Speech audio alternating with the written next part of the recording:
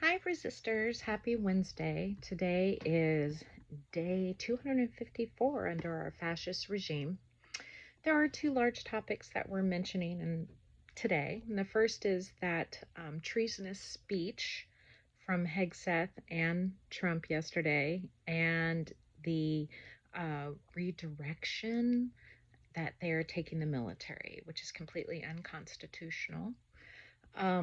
We're getting some pushback from military leadership, as you've heard, and many generals and admirals are coming out into the woodwork and discussing how what he's asking for is illegal.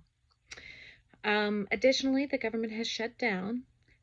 Despite what the propaganda machine is telling you, it is not because of transgender for all or trying to get health care to illegal aliens. They are on double time with the spin right now.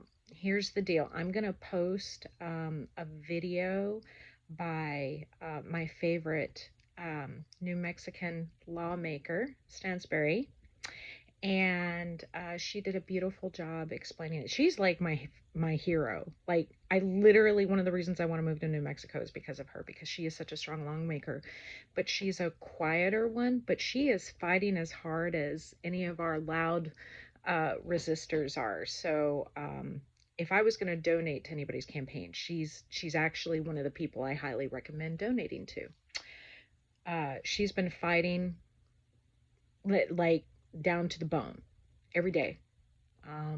So I'll share that to explain what really is going on. They had planned to do this. It's in Project 2025 to shut down the government so they can finish axing everything out. Right now, we don't need to be hating on each other. We need this shutdown to bring us together. We need to be hating the fascist, which is the Heritage Foundation and the leadership in this country right now. We need to recognize and realize that there are a lot of our fellow Americans who have been brainwashed and misled, and despite our efforts at fact checking, continue to be so. And we all know it's hard to acknowledge and admit when we've been taken. We know that it's hard, and to take responsibility. So we need to work with radical compassion, and we need to come together and fight this fascist regime so that we can get our government back open, our health care back, and we can start to heal and rebuild better. I realize through engagement, I've been spending hours and hours this last week, especially with the pending shutdown, fact checking and using Grok. I'm so amused by using Grok against the MAGA. And it's so interesting that when Grok corrects them and shows they're wrong, they say it's woke. But then if Grok corrects me and shows me I'm wrong, suddenly it's wonderful. So it's just that this cognitive dissonance is so much. And if you're not scared, you're not paying attention. This is not something you can sit out anymore, because it's going to bleed on you if it's not yet. This war, it may feel cold right now, but it's heating up. And we need to take care of each other so that we can all make it through this. Mutual aid is going to be the key.